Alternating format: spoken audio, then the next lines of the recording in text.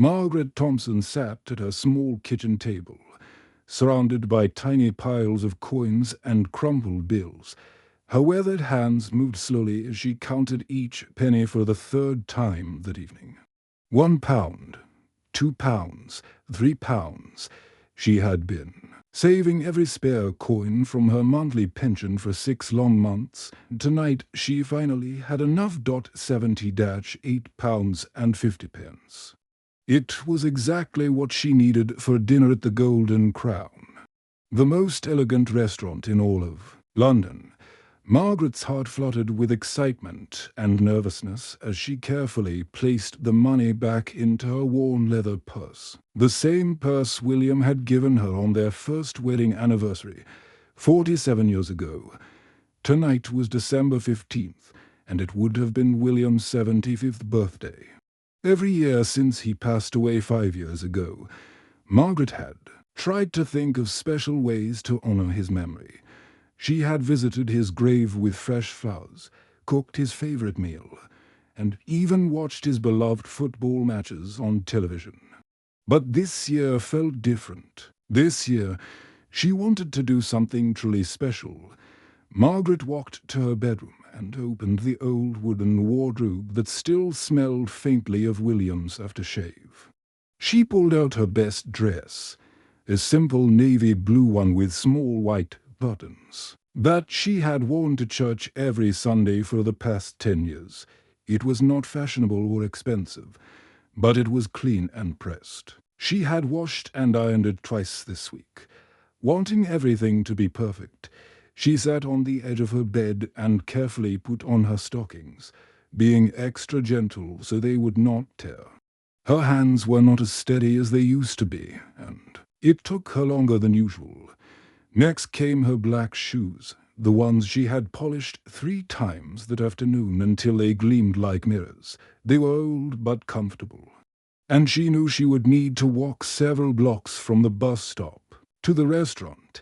Margaret looked at herself in the small mirror above her dresser. Her grey hair was neatly styled, and she had even put on a little lipstick, something she rarely did anymore. She looked respectable, she thought. William would have been proud to see her dressed up like this. She picked up the reservation confirmation from her nightstand and read it one more time. Table for 1 at the Golden Crown. 7 o'clock sharp. She had called 3 times to make sure they understood she was coming alone, and each time the person on the phone had sounded surprised. Margaret supposed most people did not eat at fancy restaurants by themselves, but she was not most people. The bus ride into the city centre took 45 minutes. Margaret sat by the window, watching the familiar streets of her neighbourhood give way to the bright lights and tall buildings of downtown London. She thought about William and how he used to hold her hand during bus rides, pointing out interesting things they passed along the way. William had been a kind man who worked hard his entire life as a carpenter. He had always dreamed of taking Margaret somewhere special, somewhere fancy where they could dress up and feel important. One day, "My dear Margaret," he used to say while they ate their simple dinners at home, "we will have a proper millet. A real restaurant with cloth napkins and waiters who wear bow ties." But that day never came. There was always something that needed their money more urgently. The roof that needed fixing, the doctor bills when William got sick, the funeral expenses when he finally passed away. Margaret had never minded. She was happy just being with him, whether they were eating beans on toast at their kitchen table or sharing a sandwich in the park as the bus pulled up to her stop. Margaret could see the Golden Crown across the street. It was even more beautiful than she had imagined. Golden lights sparkled in every window, and she could see elegant people in expensive clothes walking through the glass doors. The men wore dark suits, and the women wore dresses that probably cost more than Margaret's entire monthly pension. Margaret's stomach filled with butterflies, and for a moment she wondered if she was making a terrible mistake. What if they did not want her there? What if her simple dress and old shoes made her stand out in the worst way? What if the other customers stared at her and whispered about the old woman who clearly did not belong? But then she thought about William's gentle smile and the way his eyes lit up when he talked about their dream dinner. She thought about how he had worked so hard his entire life and had asked for so little. In return, she thought about how much he would have loved to see her dressed up and having a special evening. Margaret stood up slowly, smoothing down her dress and checking that her purse was securely closed. She walked off the bus with her head held high, her heart beating fast but her determination strong. Tonight, she would keep the promise that William never got to keep. Tonight, she would have that special dinner, and she would make sure William's spirit was right there with her at the table. The golden lights of the Golden Crown reflected in her polished shoes as she walked toward her entrance, ready to honor her beloved husband's memory in the most beautiful way she could imagine. The heavy glass doors of the Golden Crown opened with a soft whoosh, and Margaret Thompson stepped into a world that felt completely foreign to her. The restaurant was even more magnificent inside than she had imagined from the street. Crystal chandeliers hung from the ceiling, casting warm light across polished marble floors. Elegant paintings in golden frames decorated the walls, and soft classical music played in the background.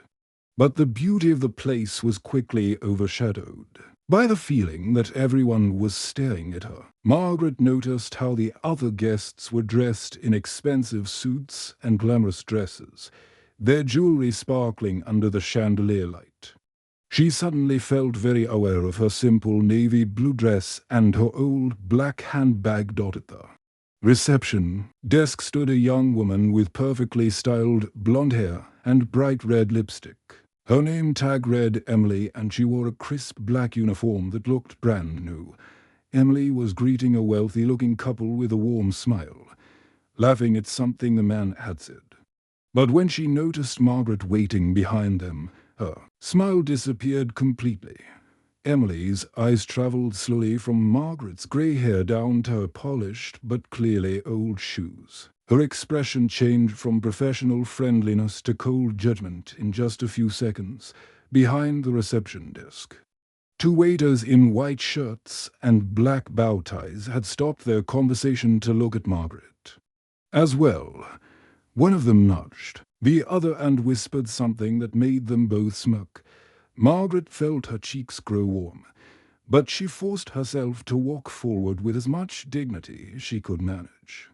She had every right to be here. She had made a proper reservation and saved her money honestly to pay for this meal. "Do you have a reservation?" Emily asked in a voice that was noticeably colder than the one she had used with the couple before Margaret. She did not smile or make eye contact, instead looking at something on her computer screen. "Yes, dear Thompson." Margaret Thompson.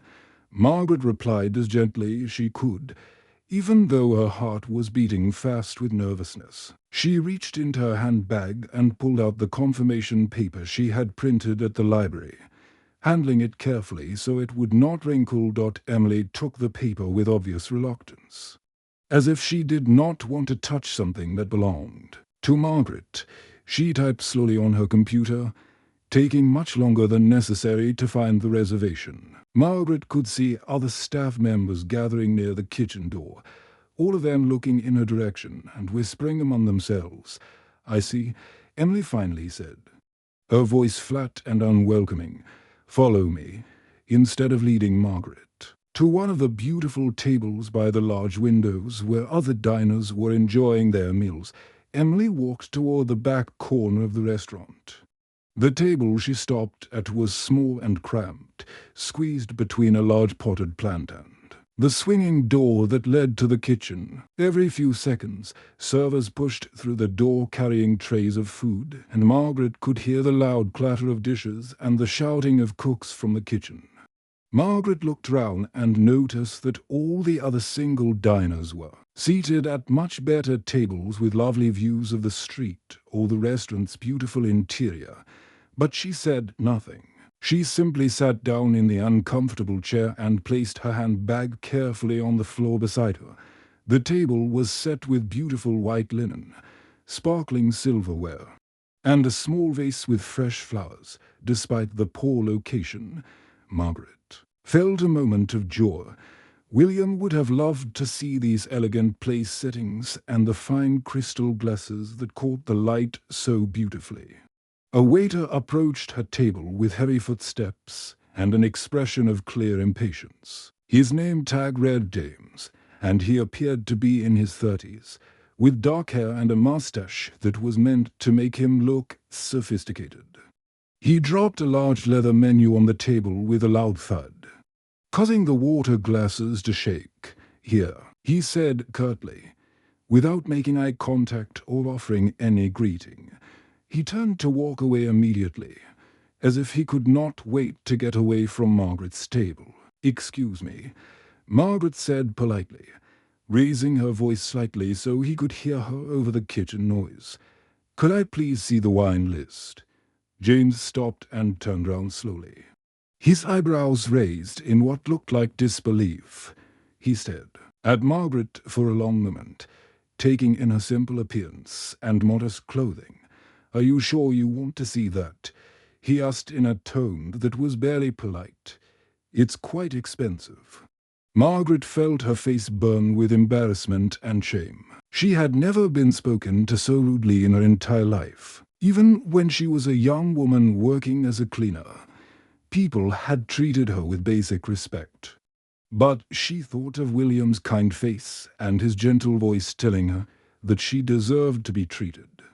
"Well, yes, please," she said, keeping her voice steady despite the hurt she felt inside. "I would like to see it." James shrugged and walked away without another word, leaving Margaret sitting alone at her corner table while the sounds of the busy kitchen continued. Behind her, she could see other diners at their comfortable tables, enjoying quiet conversations and attentive service. She felt very alone and very unwelcome. But she was determined to stay strong for William's memory. Margaret opened the heavy leather menu with trembling fingers, trying to focus on the elegant writing despite the noise from the kitchen behind her. The prices were much higher than anything she had ever seen before, but she had expected that. She had saved carefully for this moment, and she was determined to make it special for William's memory. The menu was written in fancy language that made simple dishes sound very important. Margaret read slowly, looking for something she would recognize and enjoy. She finally settled on the roasted chicken with herbs, which seemed like one of the simpler options. It reminded her of the Sunday dinners she used to cook for William, though she was sure this version would be much fancier than anything from her small kitchen. When James returned to take her order, he stood impatiently beside her table, tapping his pen against his notepad. Margaret could tell he wanted to hurry her along, but she spoke slowly and clearly, making sure he understood exactly what she wanted. She also asked for a small glass of white wine, something she had never ordered in a restaurant before but felt would make the evening more special. James wrote down her order without looking at her and walked away quickly. Margaret sat back in her chair and tried to enjoy the elegant atmosphere despite the uncomfortable location of her table. She watched the other diners laughing and talking at their beautiful tables by the windows, and she imagined William sitting across from her, his eyes twinkling with joy at finally being in such a fancy place. A few minutes later, James returned with a wine and a glass of water, but instead of placing them carefully on the table like she had seen him do for other customers, he set them down roughly. The water glass hit the table with such force that water splashed out, soaking the sleeve of Margaret's navy blue dress and leaving a dark stain on the white tablecloth. Margaret felt the cold water seep through her dress sleeve, but she did not get angry or make a scene. Instead, she looked up at James with the same gentle expression she had worn all evening. "I'm sorry about that," she said softly. even though the accident was clearly not her fault. James looked down at the spilled water and the stain on her dress, but he did not apologize or offer to help clean it up. He simply shrugged his shoulders as if it was not important and walked away without saying a word. Margaret used a napkin to dab at the water on her dress, trying to hide her embarrassment at it. The table next to hers, a young couple in expensive clothing, had been watching the whole incident. The woman, who wore a designer dress and sparkling jewelry, leaned toward her companion and spoke in a voice that was just loud enough for Margaret to hear. "What is she doing here?" The woman said with a cruel laugh. "She clearly doesn't belong in a place like this. Look at her old dress and that ancient handbag. I bet she can't even afford to pay for her meal." Her companion, a man in a perfectly tailored suit, nodded in agreement. "The management should be more careful about who they let in here," he said. "This is supposed to be an exclusive restaurant, not a place for charity cases." Margaret's hands began to shake as she reached for her wine glass. She felt tears starting to form in her eyes. And for a moment she considered standing up and leaving the restaurant immediately. She had never felt so humiliated in her entire life. These people were treating her like she was worthless, like she had no right to be in the same room with them. But then she closed her eyes and remembered William's face on their wedding day. So young and handsome in his best suit. She remembered how he had always treated every person with kindness and respect, whether they were rich or poor, young or old. "Margaret, my dear," he used to say, "a person's worth is not measured by their clothes or their money, but by the goodness in their heart." William had taught her that dignity came from within, not from what other people thought of you. He had shown her that responding to cruelty with kindness was the strongest thing a person could do. Margaret took a deep breath and straightened her shoulders. She would not let these people's rudeness ruin this special evening for William. Across the restaurant, a young waitress named Lucy had been watching the entire scene with growing shame and anger. Lucy was new to the job, and she had been taught to treat all customers with respect and professionalism. She could see that Margaret was a lady with true dignity. Even if she did not have expensive clothes or jewelry.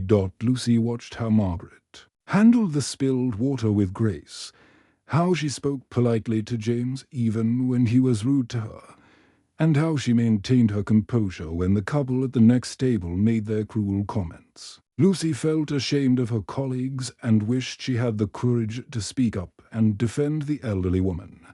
When Margaret's dinner finally arrived, she ate slowly and appreciatively, savoring each bite as if it was the most delicious meal she had ever tasted.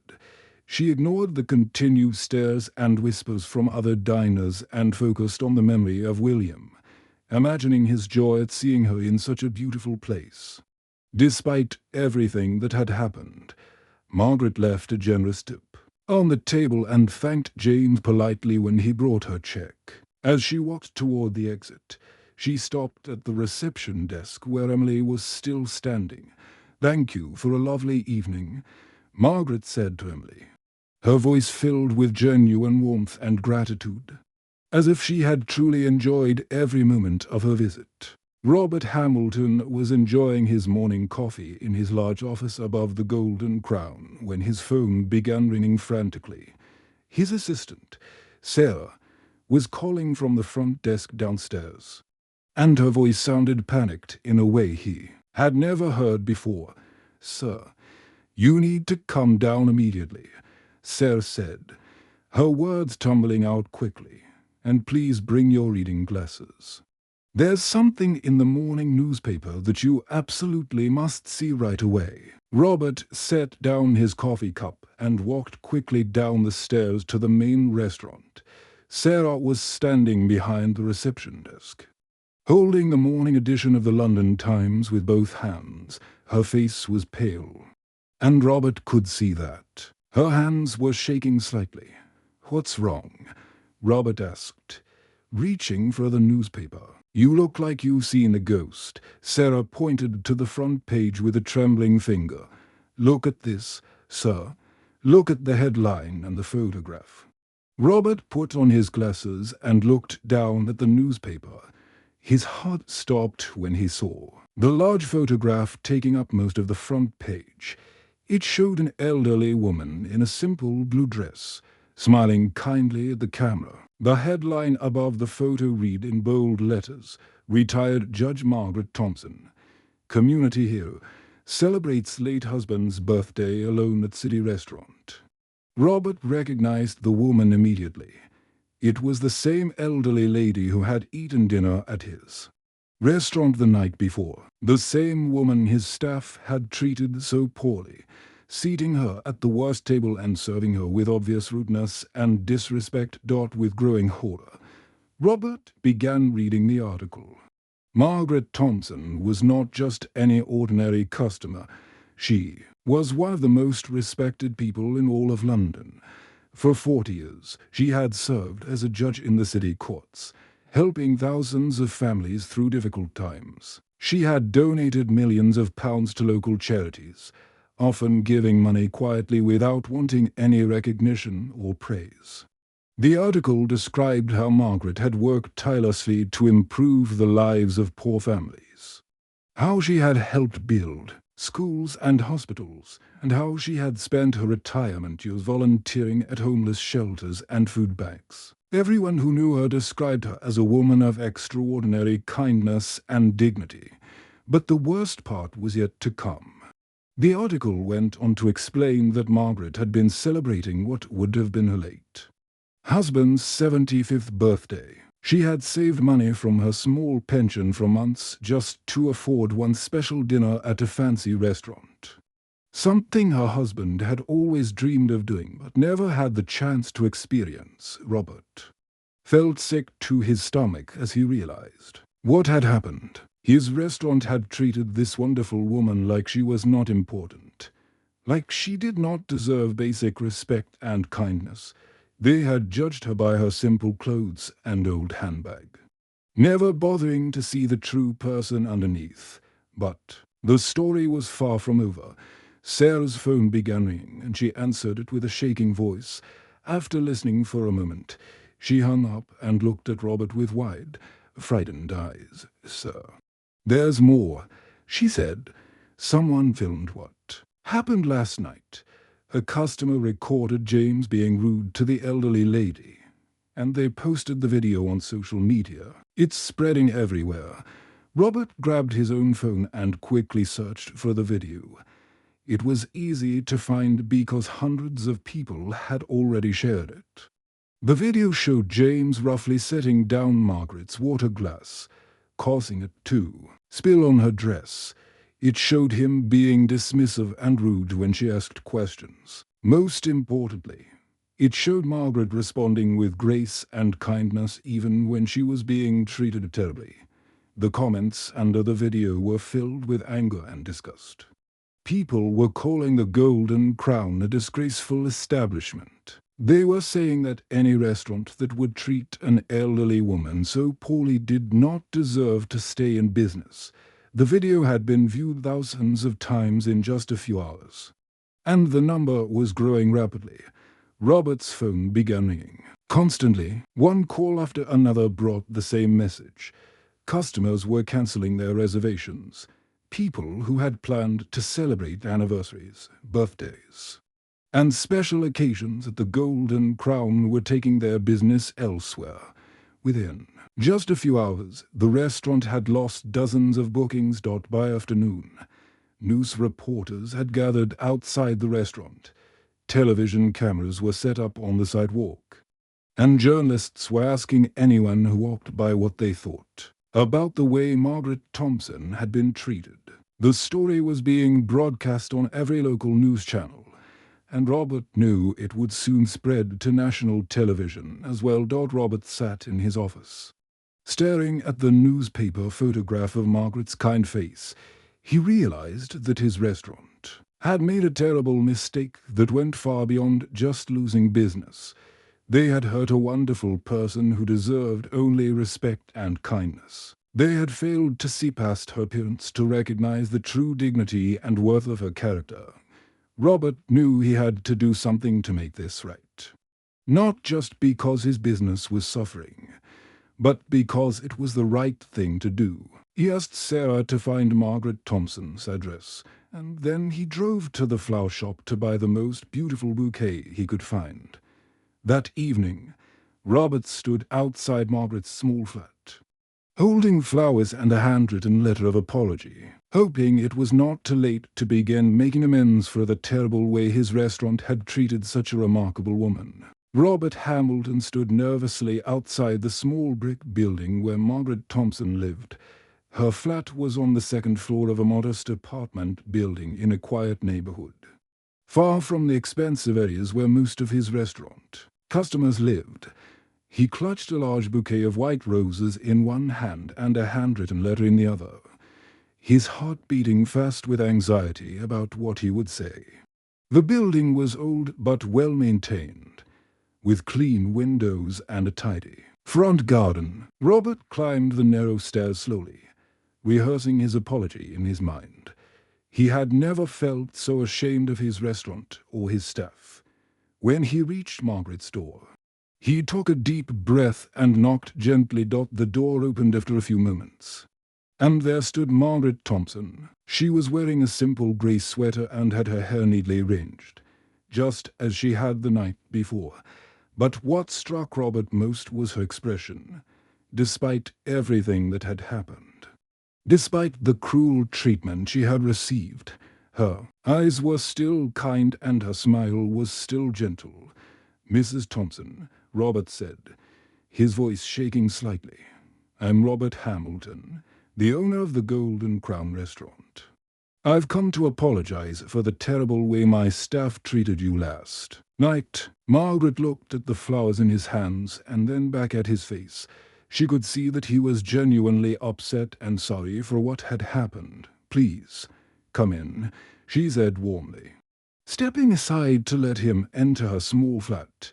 The living room was tiny, but spotlessly clean and filled with love. The furniture was old but comfortable, and every surface was covered with photographs and small mementos.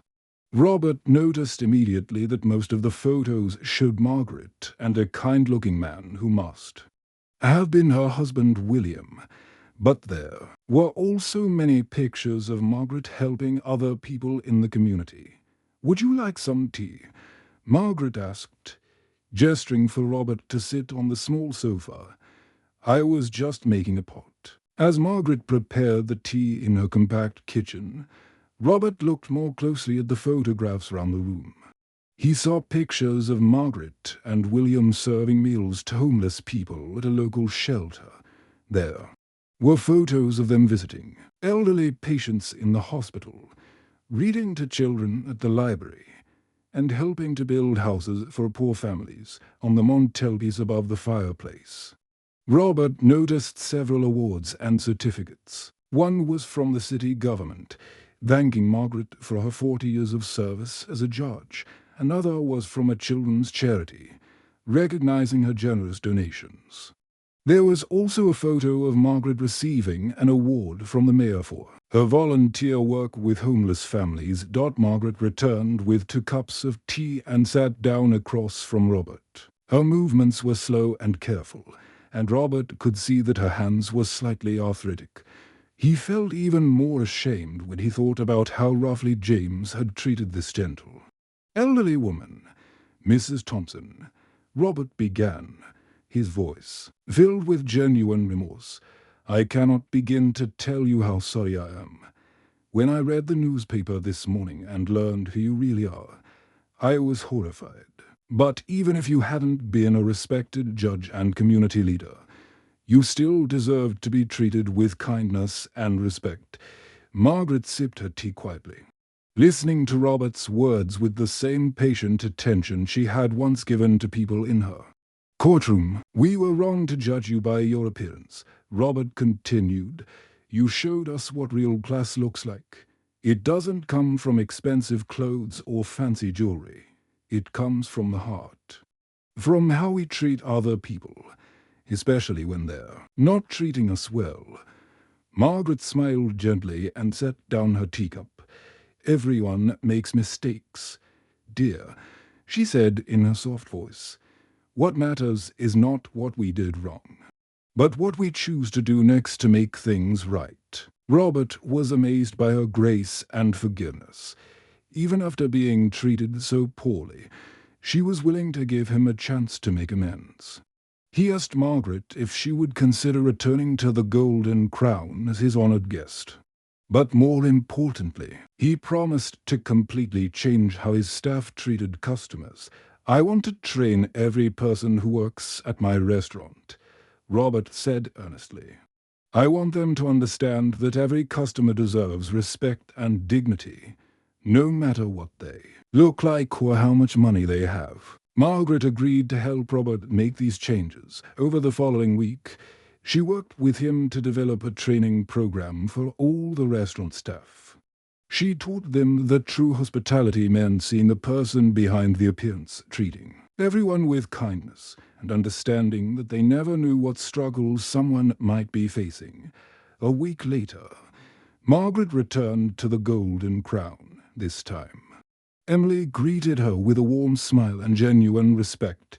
James apologized personally for his rude behavior and served her meal with careful attention. The young waitress Lucy, who had felt so ashamed the week before, was thrilled to properly welcome Margaret back. Robert established a special recognition program at the restaurant called the William and Margaret Thompson Kindness Award. Every month, he would give this award to the staff member who best demonstrated compassion and respect for all customers. The award reminded everyone that true nobility comes from how we treat others, not from our wealth or status. Margaret's story spread far beyond that one evening at the Golden Crown. The newspaper article and the viral video inspired people all across London and beyond to examine how they treated others. Her example showed that grace and dignity could overcome prejudice, and that every person, regardless of their appearance, deserved to be treated with respect and kindness.